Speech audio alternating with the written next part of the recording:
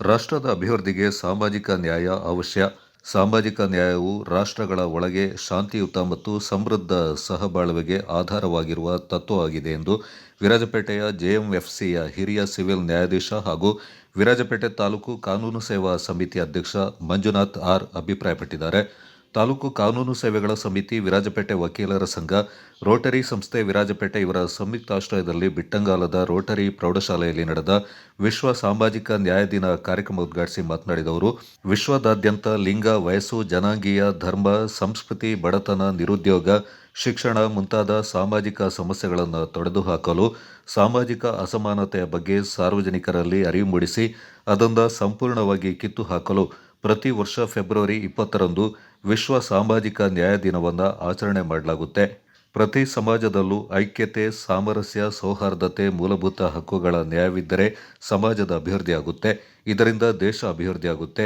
ದೇಶ ಅಭಿವೃದ್ಧಿಯಾದರೆ ಪ್ರಪಂಚವೇ ಅಭಿವೃದ್ಧಿಯಾಗುತ್ತೆ ಎಂದರು. ದಿನದ ಆಚರಣೆಯ ಉದ್ದೇಶ ಏನು, ಅದರ ಇತಿಹಾಸ ಏನು ಅನ್ನೋದ್ರ ಬಗ್ಗೆ ನಾವು ಮೊದಲನೇದಾಗಿ ತಿಳಿಸ್ಕೊಬೇಕಾಗುತ್ತದೆ. ಯಾಕಂದರೆ ಒಂದು ವಿಶ್ವ ಸಾಮಾಜಿಕ ನ್ಯಾಯ ಅಂದರೆ ನಾವು ಈ ಒಂದು ಸಮಾಜದಲ್ಲಿ ವಾಸ ಮಾಡ್ತಾ ಇರಬೇಕಾದ್ರೆ ಸಮಾಜದಲ್ಲಿ ಇರ್ತಕ್ಕಂತಹ ಎಲ್ಲರಿಗೂ ಆರ್ಥಿಕವಾಗಿ ಆಗಿರ್ಬೋದು, ಸಾಮಾಜಿಕವಾಗಿ, ಶೈಕ್ಷಣಿಕವಾಗಿ ಮತ್ತು ಉದ್ಯೋಗ, ಆರ್ಥಿಕತೆ, ಜಾತಿ ತಾರತಮ್ಯ ಇವುಗಳಲ್ಲಿ ಯಾವುದರಲ್ಲೂ ಸಹ ತಾರತಮ್ಯ ಇರಬಾರ್ದು. ಎಲ್ಲರಿಗೂ ಸಹ ನ್ಯಾಯ ಅಂತಕ್ಕಂಥದ್ದು ಸಮಾನವಾಗಿ ಸಿಗಬೇಕು ಅಂತಕ್ಕಂಥ ಒಂದು ಉದ್ದೇಶದಿಂದ ಈ ಒಂದು ವಿಶ್ವ ಸಾಮಾಜಿಕ ನಾವು ಸಾಮಾಜಿಕ ನ್ಯಾಯದ ಸಮಾನತೆಯನ್ನು ನಿಮ್ಮಲ್ಲಿ ನಾವು ಮೊದಲಿಂದ ಕಾಣಬೇಕು. ಯಾಕಂದ್ರೆ ಮೊದಲೆಲ್ಲ ಈ ಅನ್ಟಚಬಿಲಿಟಿ ಅಂತ ಇತ್ತು.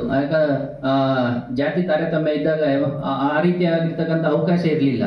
ಸೊ ಅದನ್ನ ಬುಡಮೇಲಿಂದ ಕಿತ್ತಾಕ್ಬೇಕು ಅಂತಕ್ಕಂಥ ಉದ್ದೇಶದಿಂದ ಎಲ್ಲದರಲ್ಲೂ ಶಿಕ್ಷಣ, ಮೊದಲನೇದಾಗಿ ಶಿಕ್ಷಣದಲ್ಲಿ ಒಂದು ಸಮಾನತೆಯನ್ನ ಎಲ್ಲರಿಗೂ ಸಹ ಒದಗಿಸಲಾಗಿದೆ. ಆ ಕಾರಣದಿಂದ ನೋಡಿ, ಈಗ ಶಿಕ್ಷಣದಲ್ಲಿ ಸಮಾನತೆ ಇರೋದ್ರಿಂದ ಪ್ರತಿಯೊಬ್ಬರು ಸಹ ಒಂದು ಉತ್ತಮವಾಗಿರ್ತಕ್ಕಂಥ ಒಂದು ಸ್ಥಾನವನ್ನು ಅಲಂಕರಿಸಲಿಕ್ಕೆ ಸಾಧ್ಯವಾಗಿದೆ.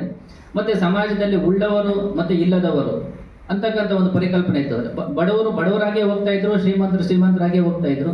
ಮತ್ತೆ ಬಡವರು ಶ್ರೀಮಂತರ ಜೊತೆ ಕಾಂಪೀಟ್ ಮಾಡ್ತಕ್ಕಂಥ ಪರಿಸ್ಥಿತಿ ಇರಲಿಲ್ಲ. ಮತ್ತೆ ಎಲ್ಲಾ ರೀತಿಯಾಗಿರ್ತಕ್ಕಂಥ ಸೌಲಭ್ಯಗಳು ಸಹ ಶ್ರೀಮಂತರಿಗೆ ಹೋಗ್ತಾ ಇತ್ತು, ಬಡವರಿಗೆ ಸಿಗ್ತಾ ಇರಲಿಲ್ಲ.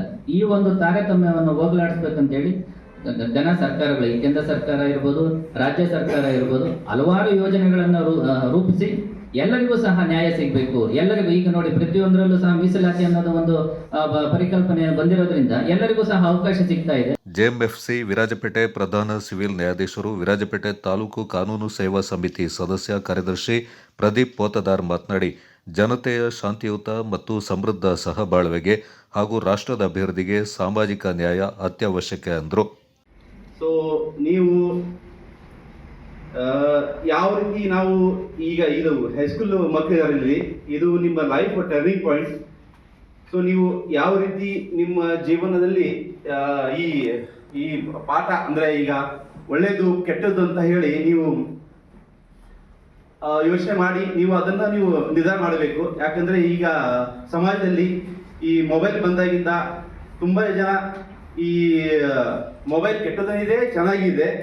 ಸೊ ಅದರದ್ದು ಎಷ್ಟು ನಮಗೆ ಅನುಕೂಲವಿದೆ ಅಂತ ಹೇಳೋ ಉದ್ದೇಶದಿಂದ ಈ ಶಾಲಾ ಶಿಕ್ಷಣದವರು ಮೊದಲು ಯೂನಿಫಾರ್ಮ್ ಅನ್ನು ಇಂಟ್ರೊಡ್ಯೂಸ್ ಮಾಡಿ, ಈ ಯೂನಿಫಾರ್ಮ್ ಅಲ್ಲಿ ಏನಾಗುತ್ತೆ ಅಂದ್ರೆ ಇಲ್ಲಿ ಯಾವ ಜಾತಿಯೂ ಗೊತ್ತಾಗೋದಿಲ್ಲ, ಯಾವ ಬಣನೂ ಗೊತ್ತಾಗೋದಿಲ್ಲ, ಯಾವ ವರ್ಗಕ್ಕೆ ಸೇರಿದ್ದು ಅಂತ ಗೊತ್ತಾಗೋದಿಲ್ಲ, ಎಷ್ಟು ಬಲಾಢ್ಯರಿದ್ದಾರೆ, ಎಷ್ಟು ಹಣವಂತರಿದ್ದಾರೆ ಯಾವುದು ಗೊತ್ತಾಗೋದಿಲ್ಲ. ಇದರಿಂದ ಮಕ್ಕಳ ಕಲಿಕೆಯಲ್ಲಿಯೂ ಸಹ ಇದು ಉತ್ತಮವಾದ ಪ್ರಭಾವ ಬೀರಿ ಮಕ್ಕಳು ಕಲಿಕೆಯಲ್ಲಿ ಎಲ್ಲರೂ ಒಂದೇ ಸಾಮರಸ್ಯದಿಂದ ಒಗ್ಗೂಡಿ ಜಾತಿ ಮತ ಭೇದ ಇಲ್ಲದೆ ಇದನ್ನ ಸಾಧಿಸಿಕೊಂಡು ಅವರು ಮುಂದಿನ ಜೀವನಕ್ಕೆ ಪಾದ ಇಡುವಂತ ಕೆಲಸ ಆಗುತ್ತೆ. By experience you do the test yourself, burn your fingers and then learn. Another easier shortcut is when you listen to somebody else's experience and then grasp it quickly and learn. And every society has moved forward more on the experiences of others than the personal experience, because it's an easier way to move. I'm very thankful for the judges and the speakers on the podium today for having come and shared their experiences so that the children today have easy and quick access to them. And possibly one word I'd like to close. Virajpet ವಕೀಲರ ಸಂಘದ ಅಧ್ಯಕ್ಷ CK. Poovanda, Virajpet Rotary ಸಂಸ್ಥೆ ಅಧ್ಯಕ್ಷ BB. Madappa, Rotary ಪ್ರೌಢಶಾಲೆಯ ಮುಖ್ಯೋಪಾಧ್ಯಾಯರಾದ Hasina, Virajpet Rotary ಪ್ರಾಥಮಿಕ ಶಾಲೆಯ ಮುಖ್ಯೋಪಾಧ್ಯಾಯರಾದ ವಿಶಾಲಾಕ್ಷಿ, ಹಿರಿಯ ವಕೀಲರಾದ ಖಲೀಲ್ ಅಹಮದ್ ಕಾರ್ಯಕ್ರಮದಲ್ಲಿ ಪಾಲ್ಗೊಂಡಿದ್ದರು.